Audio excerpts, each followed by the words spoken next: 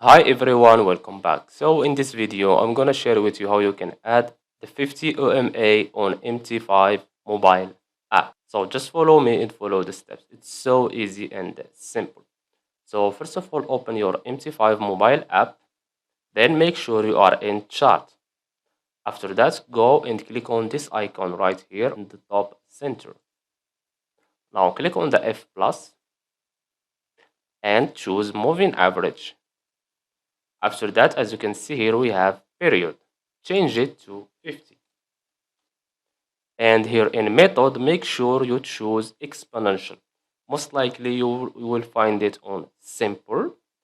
So change it to exponential and choose the color you want. So let's say for the sake of this video, we're gonna choose black. And here you can change the width of the line. So let's say 2 pixels. Let's say 4 pixels, for example. Then click on save. Now let's go back. And as you can see, this is our 50 EMA, as you can see here.